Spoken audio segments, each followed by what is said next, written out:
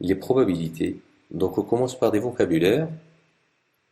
Premièrement, qu'est-ce que c'est qu'une expérience aléatoire? Qu'est-ce que c'est qu'un univers? Qu'est-ce que c'est qu'un événement? Les opérations sur les événements. Ensuite, le dénombrement.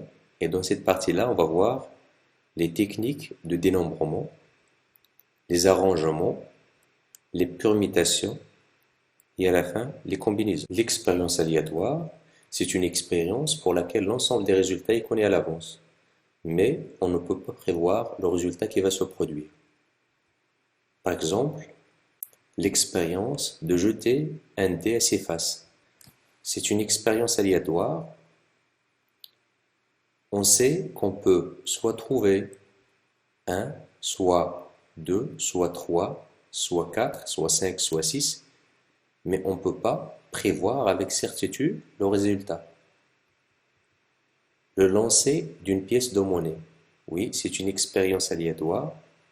On sait que soit on obtient pi, soit on obtient face. Mais on ne peut pas prévoir le résultat avec certitude. Troisième expérience, tirage d'une boule de lure. Donc, lorsqu'on tire une boule de lure, donc soit on obtient une boule bleue, soit une boule rouge. Donc, l'ensemble des résultats est connu, mais on ne peut pas prévoir le résultat qui va se produire. L'univers. Donc, l'univers associé à l'expérience aléatoire, c'est l'ensemble de tous les résultats possibles de l'expérience. On le note souvent oméga. Alors, chacun des résultats possibles s'appelle une éventualité ou bien une issue. Donc, si on réalise une expérience aléatoire, alors on obtient des résultats. Ces résultats, on les appelle des éventualités ou bien des issues. Et c'est l'ensemble de ces résultats-là, c'est ce qu'on appelle oméga. Donc, si on prend l'expérience aléatoire, le lancer d'un dé. Donc, l'ensemble des résultats est oméga. C'est l'ensemble composé de 1, 2, 3, 4, 5 et 6.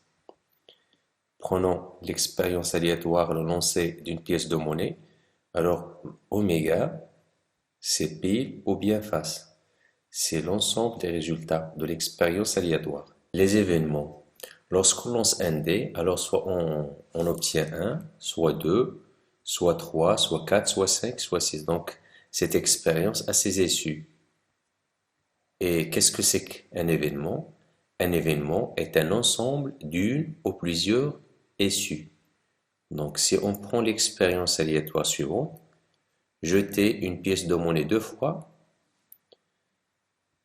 Voilà, donc l'ensemble oméga, c'est l'ensemble des issues suivantes. Donc, lorsqu'on lance une pièce de monnaie 2 fois, soit on obtient face-face, soit on obtient face-pile, soit on obtient pile-face, soit on obtient pile-pile.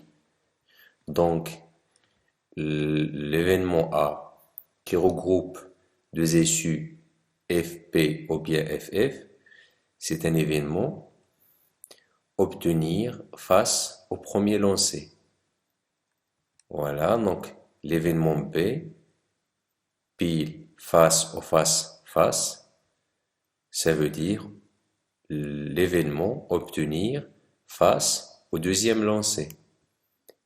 L'événement C, pile ou bien face-face, c'est-à-dire l'événement obtenir le même côté lors des deux lancers.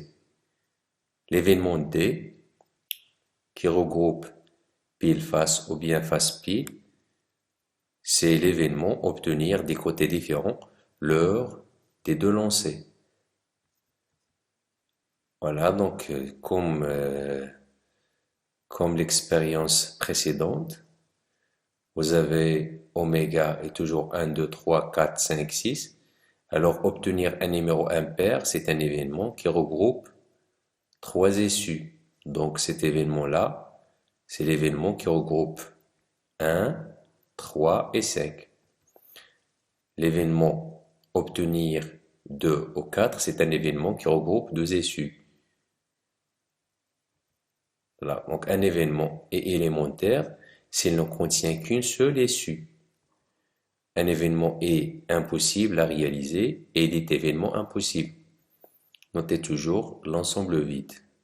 Donc l'événement obtenir un numéro ou bien un nombre supérieur à 7 est l'événement impossible. Pourquoi? Parce que lorsqu'on lance un dé, on obtient des nombres qui sont inférieurs strictement à 7. Donc un événement dont on est sûr qu'il va se réaliser est un événement certain. Par exemple, l'événement obtenir un nombre entier. Donc lorsqu'on lance un dé, sûrement on va obtenir un nombre entier naturel. Obtenir un nombre inférieur à 10 est un événement certain. Pourquoi? Parce que on a seulement 1, 2, 3, 4, 5, 6 sur le dé. Donc sûrement on va obtenir un nombre inférieur à 10. Les opérations sur les événements. Donc soit A et B deux événements, alors l'union de A et de B est l'ensemble des issues qui réalisent A ou bien B. Donc on le note A, ce symbole-là, B. Donc se lit A union B. A et B deux événements, alors l'intersection de A et B est l'ensemble des issues qui réalisent A et B. Donc on le note A, ce symbole-là B, et se lit A inter B. Donc, si on lance un dé à 6 faces et on regarde le nombre inscrit sur la face supérieure, alors à faire un nombre pair, ça veut dire un événement qui regroupe trois issues. Donc 2 ou bien 4 ou bien 6. B, l'événement faire un multiple de 3, c'est un événement qui regroupe 3 ou bien 6.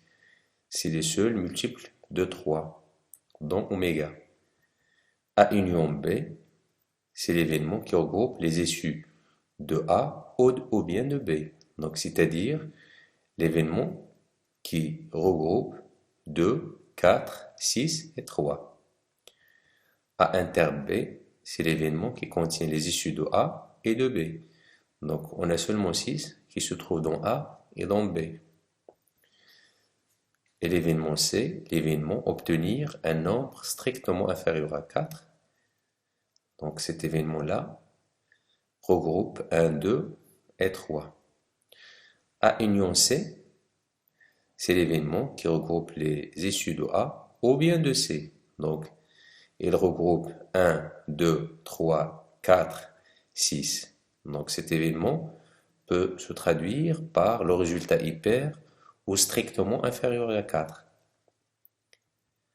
A inter C est l'événement qui regroupe les issues de A et de C. Donc, l'événement qui contient seulement l'issue de. Donc, cet événement peut se traduire, le résultat est pair et strictement inférieur à 4. Donc, si vous avez deux événements en une intersection vide, alors on dit qu'ils sont incompatibles ou bien disjoints. Donc, des événements qui ne peuvent pas se réaliser en même temps sont dits incompatibles.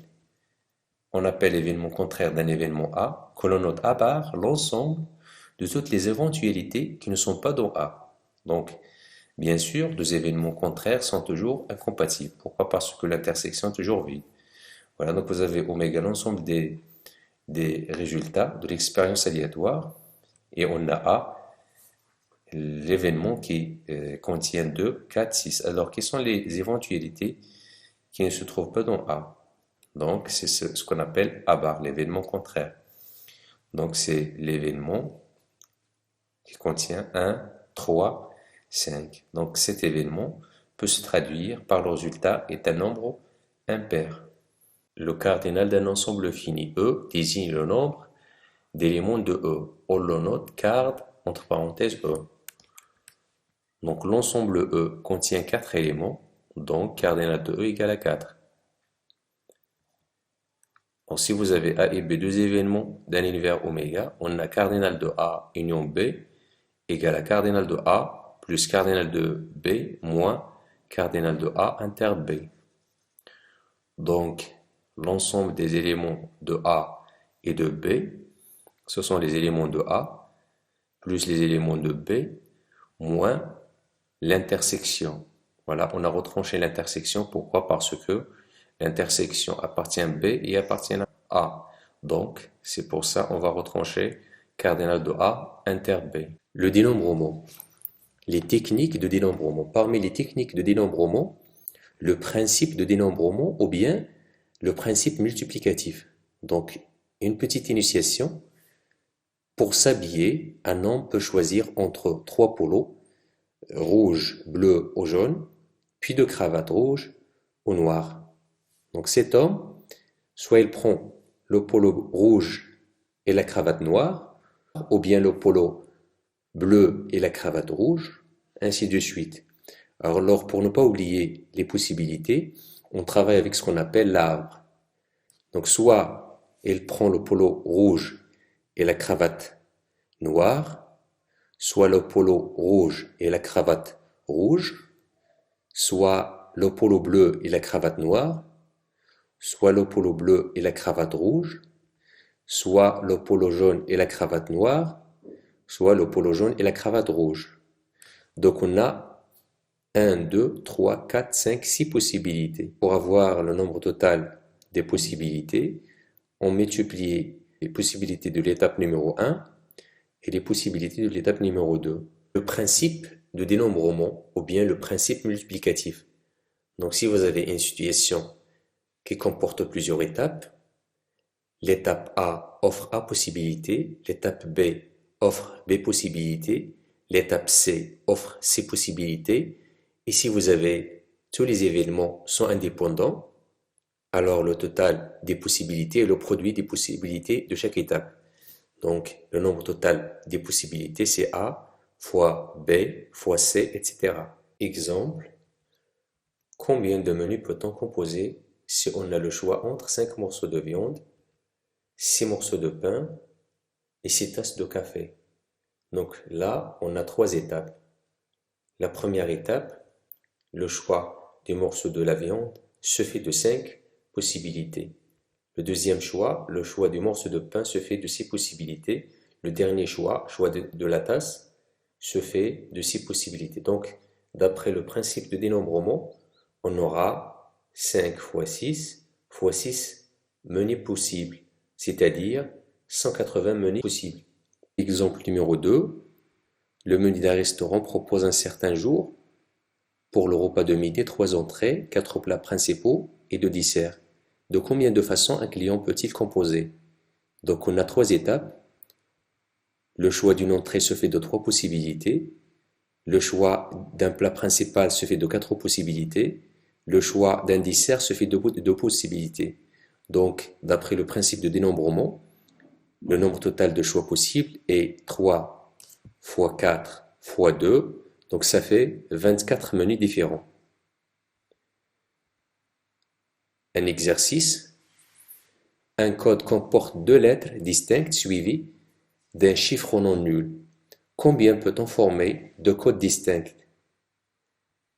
Donc, les 3 étapes, choix de la première lettre, de la deuxième, puis du chiffre offrant respectivement 26 possibilités, 25 possibilités et 9 possibilités pour le chiffre.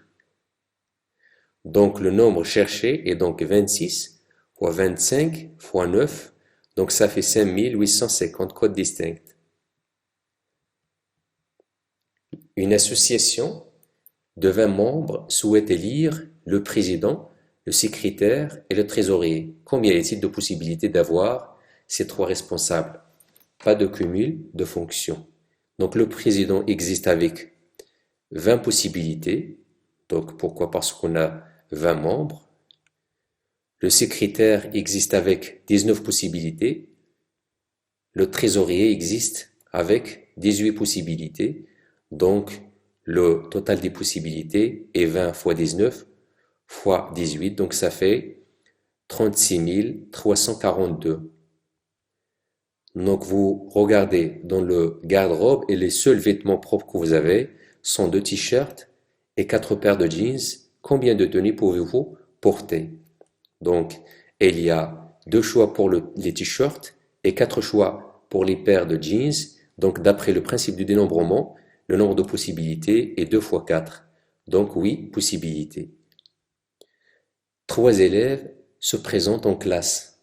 Alors quelle reste 6 chaises libres. Combien de possibilités de choix? Donc le premier a 6 possibilités, donc il ne reste seulement 5 chaises. Le deuxième a 5 possibilités, il ne reste plus que 4 chaises. Le troisième a 4 possibilités, donc le nombre total de possibilités est 120 possibilités. Deuxièmement, un diagramme en arbre. Donc parmi les techniques de dénombrement, il y a ce qu'on appelle un diagramme en arbre. Un arbre est un schéma permettant de décrire et de dénombrer tous les résultats possibles d'une suite finie d'opérations, c'est-à-dire l'arbre, il nous permet de visualiser les étapes d'une situation. Alors si vous regardez dans le garde-robe, et le seul vêtement propre que vous avez sont 2 t-shirts et 4 paires de jeans. Combien de tenues pouvez-vous porter? Bien sûr, on utilise le diagramme en arbre. Donc, soit on prend le t-shirt A, ou bien on prend le t-shirt 2. Si on prend le t-shirt A, alors on a 4 choix. Soit on prend le jeans numéro 1, soit le jeans numéro 2, soit 3, soit 4. Si on prend le t-shirt numéro B, ou bien le t-shirt B, alors soit on prend le jeans 1, soit 2, soit 3, soit 4. Alors regardez, on a 8 branches de l'arbre. Donc, on a 8 tenues, c'est-à-dire 8 possibilités.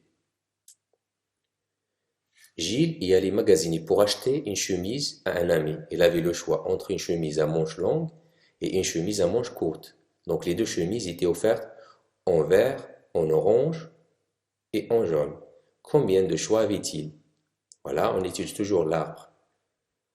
Donc pour le premier choix, soit on prend la chemise à manches courtes, soit la chemise à manches longues. Si on prend la chemise à manches courtes, alors là, on prend la couleur orange, ou bien vert, ou bien jaune. Sinon, si on prend la chemise à manches courtes, alors, ou bien à manches longues, soit on prend l'orange, ou bien le vert, ou bien le jaune. Donc, regardez, on a 6 branches de l'arbre. Donc, on a 6 possibilités. Voilà, je vous laisse ces exercices à faire.